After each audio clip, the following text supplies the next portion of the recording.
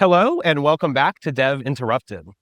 I'm your host, Andrew Ziegler, and today we're sitting down with Ram Sriharsha, the CTO at Pinecone. Prior to joining Pinecone, he was the vice president of engineering at Splunk, where he began as a senior principal scientist.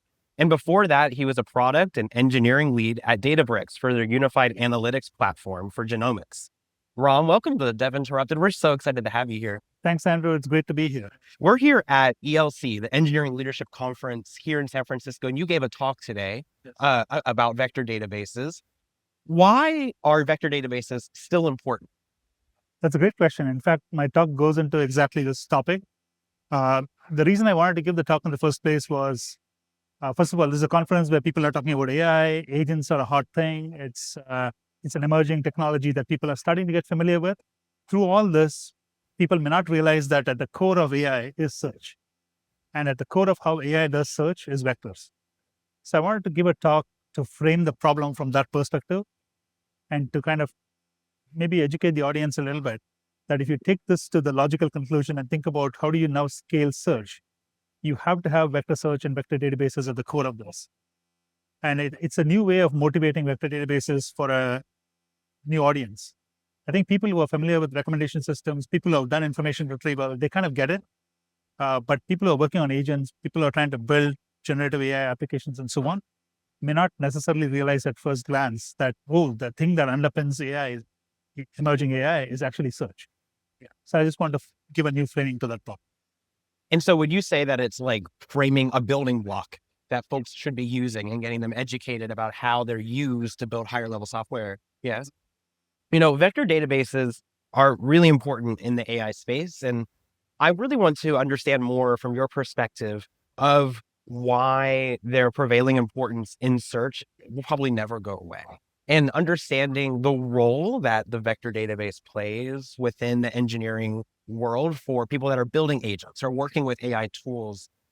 And most importantly, what are the ways that engineering leaders can think about those kinds of tools, those primitives, those catalysts for change, and use them within your own organization? What kind of perspectives do you hear from leaders? Yeah, it's a great question. So first of all, the reason why vector databases don't go away is that if you're building agents, you need knowledge. And you want to be able to externalize this knowledge. You want to be able to audit it. You want to be able to redact it. You want to make sure it's secure. And the moment you start thinking about that, you need vector databases, and it becomes a foundational component.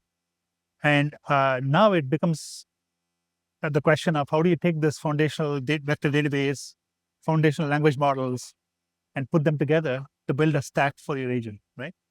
What I see people often do is they start simple. There are good recipes out there today called RAG, Retrieval-Augmented Generation. There's a lot of knowledge. Pinecone ourselves, we have lots of blogs. We have lots of templates of how to build RAG systems. We even have what we call an assistant, which allows you to just drop unstructured data and ask questions. So we tend to try to lower the barrier to entry to this kind of building agents as much as possible. So that's where I would start. If I'm an engineering leader who's trying to empower a team to build agentic workflows, I would start with something like an assistant, start consuming it, start building knowledgeable agents, and then slowly go deeper into the stack as you kind of gain more expertise and also start putting more guardrails. So when you work within that iterative space, it's about just starting and then measuring what works and what doesn't. What else matters as an engineering leader? How can they equip their engineers to really be thinking about unlocking more value? It's a great question. I think to me, starting simple matters. Putting evaluation frameworks matter because LLMs hallucinate. No retrieval is perfect. You kind of need to know how to tweak or tune your retrieval steps. You kind of need to know what to do about hallucination with language models. You need to know when your agent is actually returning the right relevant results and so on. So there needs to be like an evaluation framework that's probably something you think about first. And then kind of go deeper and deeper and start building more sophisticated agentic workflows from there. So I generally would suggest start simple, but start putting guardrails, start putting an evaluation framework. And what would you say is like a prevailing skill that leaders should be inspiring or otherwise teaching their engineers to pick up in today's engineering age? I think curiosity is super important.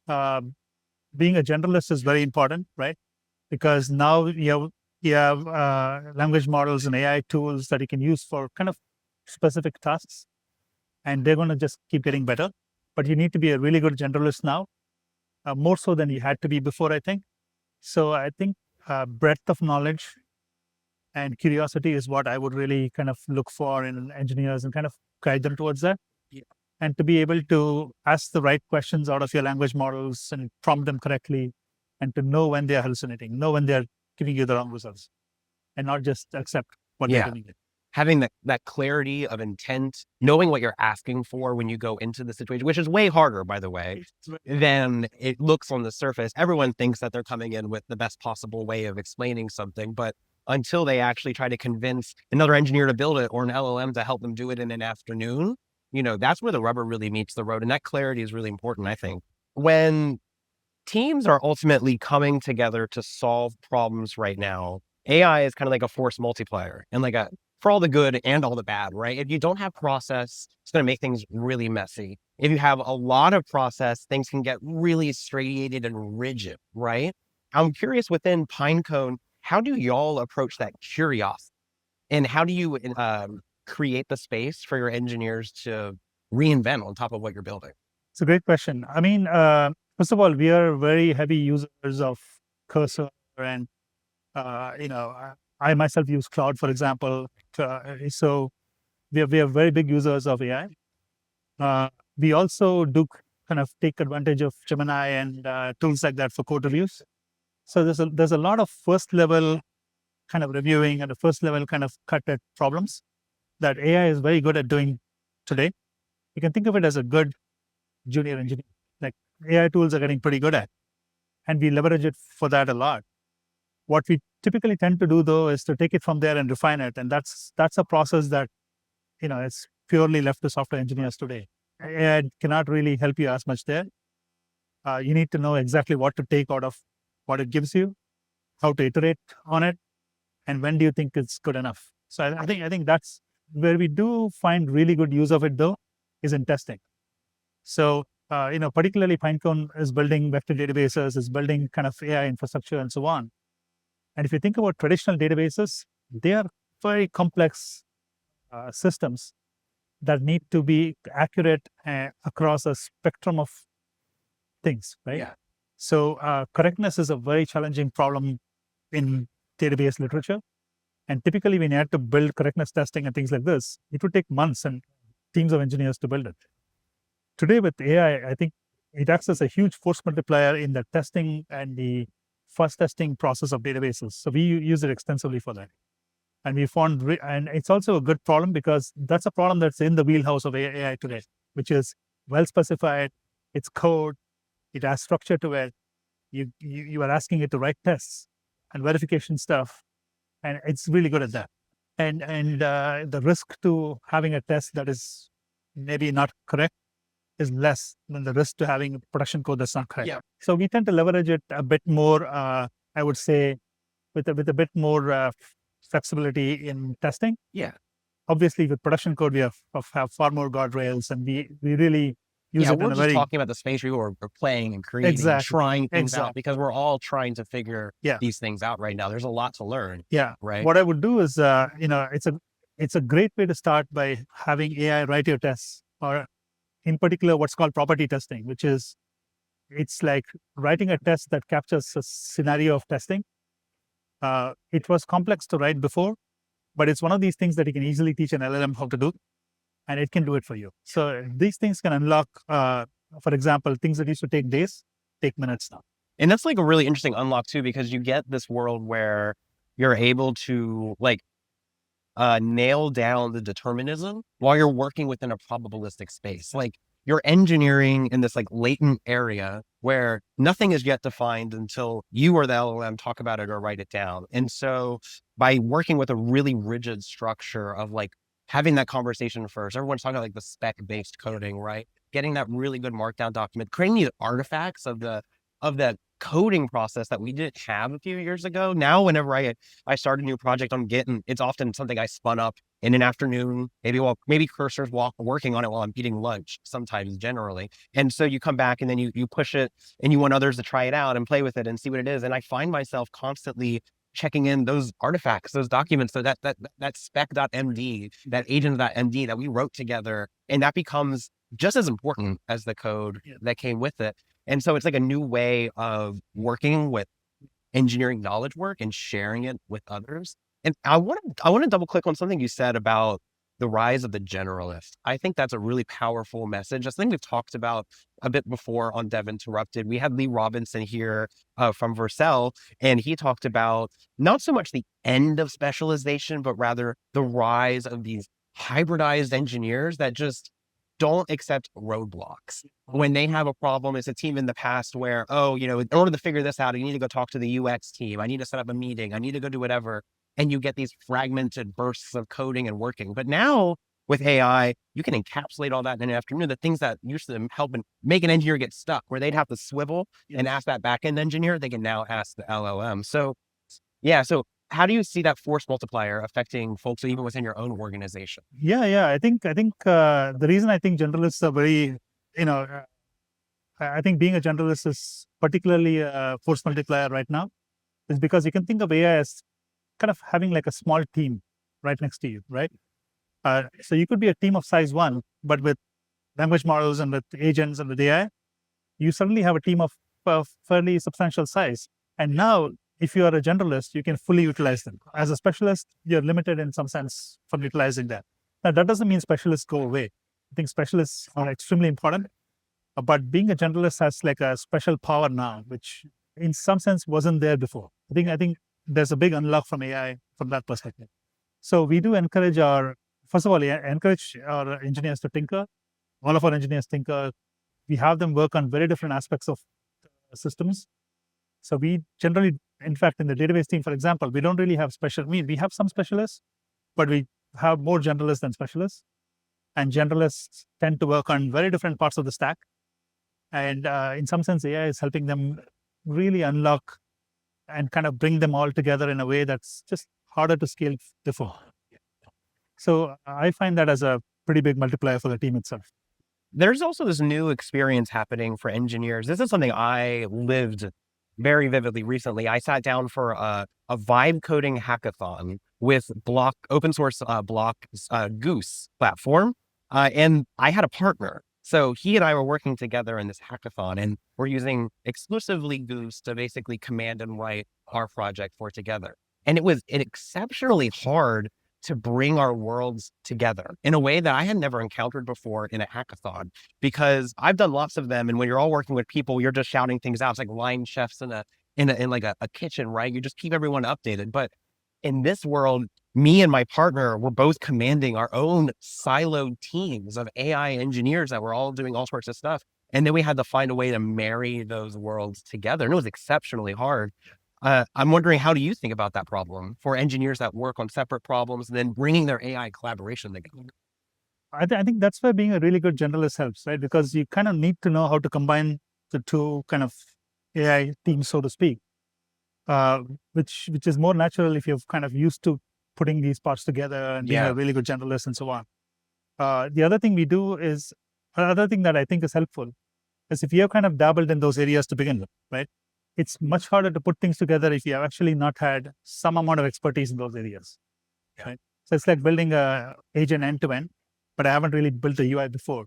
So I'm far more trusting of that language model, and I'm far less capable of, maybe course correcting it. Yeah, you lean on it when you exactly. I lean on it far more than I would if I was a generalist, right?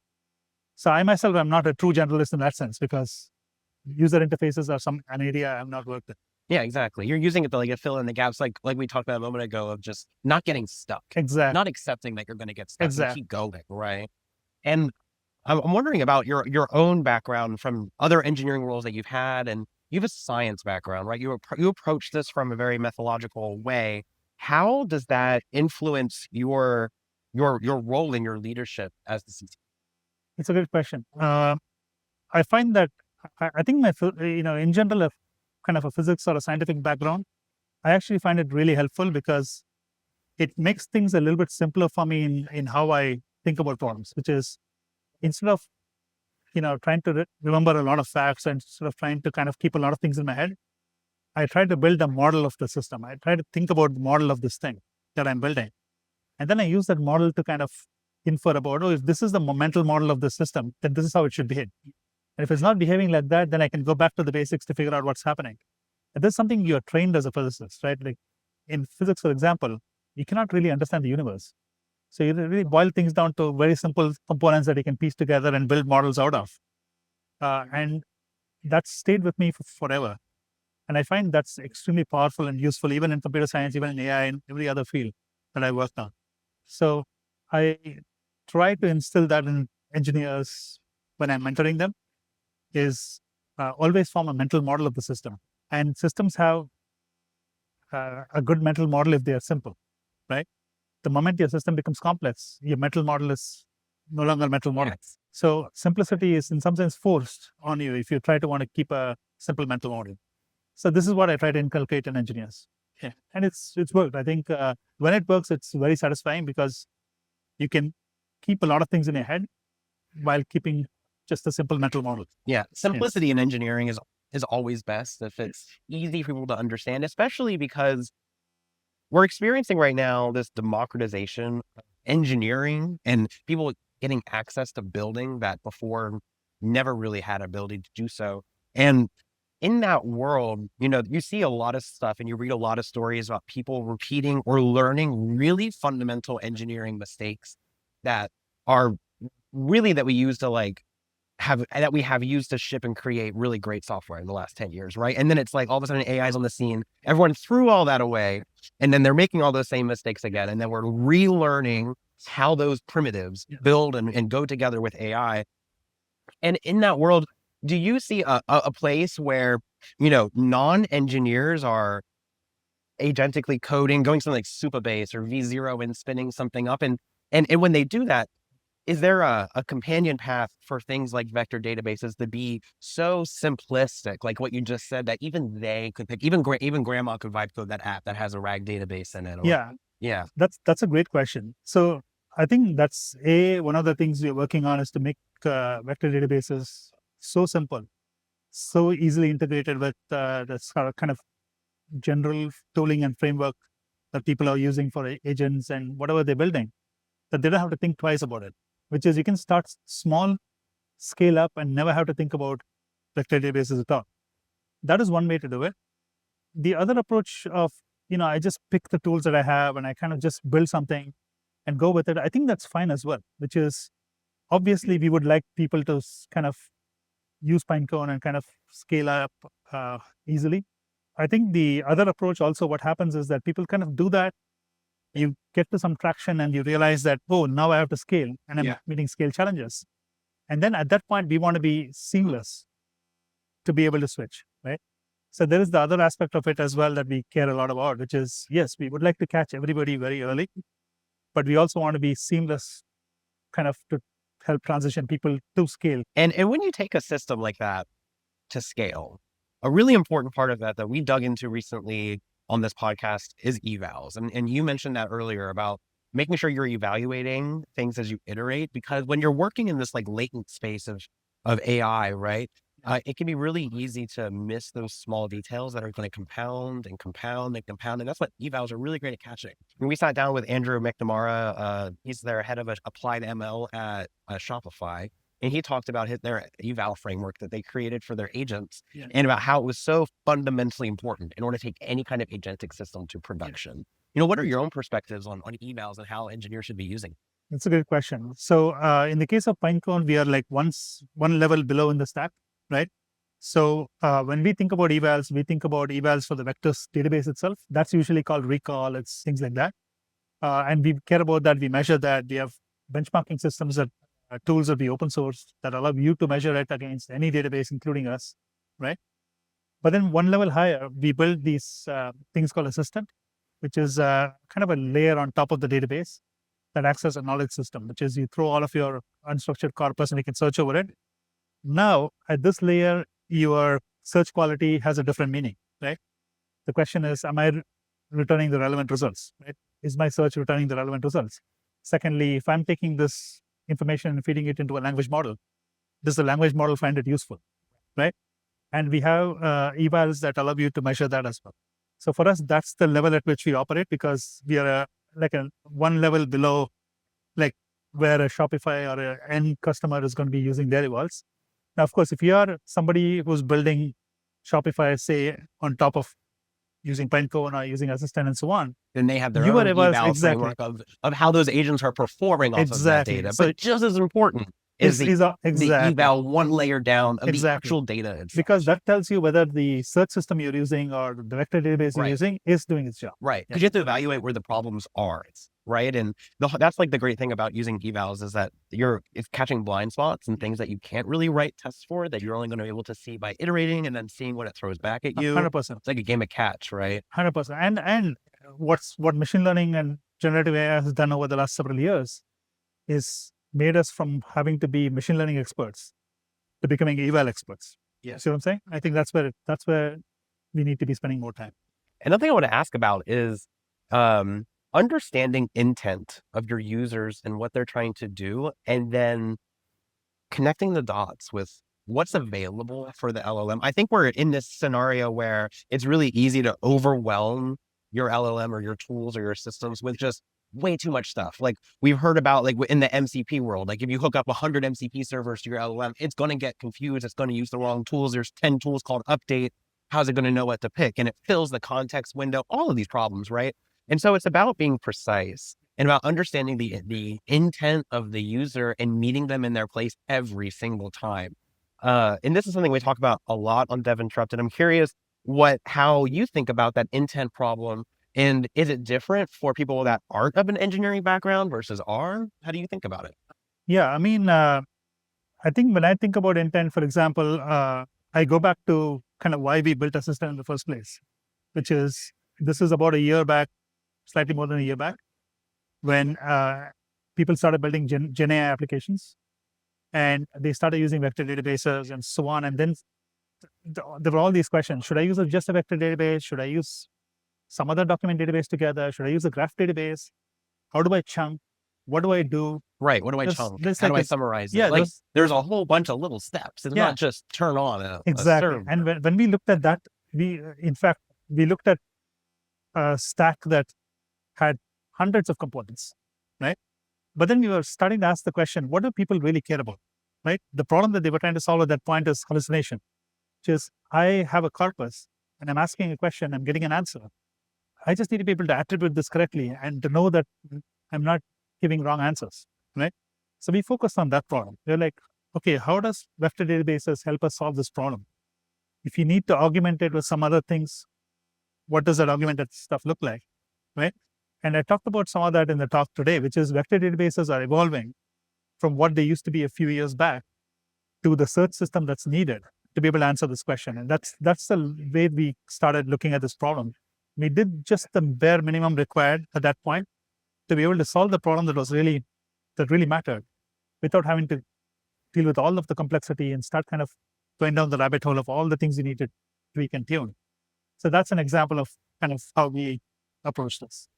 If you were to ask, or rather talk to an engineering leader right now about what you think is the most important thing for them to focus on in the next few months as we enter into a new year, the news cycle and the development cycle around AI is so fast paced that any kind of prediction you'd have about a month from now would be wrong by the end of the week, just at the speed at which things come out.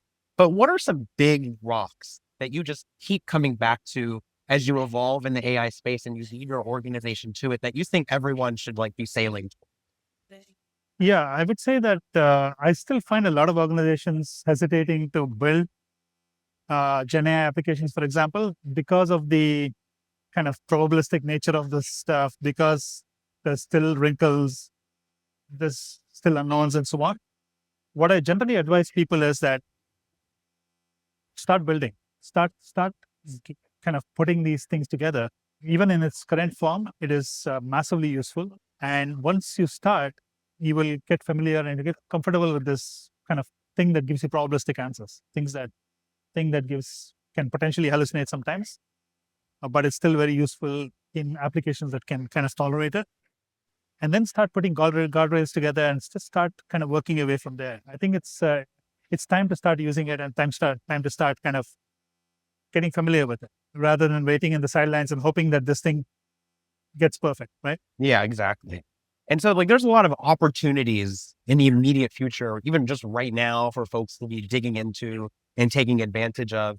And as you talk with engineering leaders, is there a recurring question that you find them constantly asking you about what they should be doing or thinking? I think it's mainly about how do you deal with the fact that these things don't give you answers that are, How do you deal with the fact that they're not deterministic? exactly, Which is by yes, the way, their superpower, which is why, by the way, we turn to them, is because it unlocks an ability to build things that before were uncommercially available to do. exactly. To me, that's what it often keeps coming back to. And some applications, it just doesn't work. In some applications, it's fine as long as you kind of prompt things correctly and you kind of learn how to deal with it and so on. It does work. So this is what keeps coming back, and I don't know if I have a great answer here, except to point out that that's a very common. It's a common problem that people encounter, and it really kind of like highlights again the importance of like context engineering and understanding what goes into the system, because it's garbage in, garbage out, and you want to understand and iterate on the inputs to your AI systems versus the outputs, because the outputs, you're on the wrong end of the assembly line. Exactly. You need to be at the beginning and understanding the source and the root, and using search in your database is a core component of that. Yes, absolutely. Yeah. And, this has been a really enlightening conversation about how you think about vector databases, but also the opportunities you see for engineering leaders. And you gave a talk here today about why vector databases are this important primitive building layer for AI and why folks should be using and building with it. Where can folks go to learn more about what's coming next for you and Pinecone and get plugged in? Yeah, the pinecone.io. So our website has a lot of information. We have very good tutorials on pretty much all parts of the stack, whether it is assistants and higher level parts of building agentic workflows or deep dives into vector databases. And feel free to reach out to me if any of the topics I talked about today is interesting. Yeah, no, we'll include all of that in the show notes so that folks can go check it out, and we'll put it in our newsletter as well. I'm a daily practitioner of all these tools, so I'm gonna go in deeper on some of the stuff that you resource for us and see how I can use it. So thank you so much for sitting down with us today. It's been really great to have you here on Devon. Thank you so much. I had a lot of fun. Thank you. Yeah, thank you.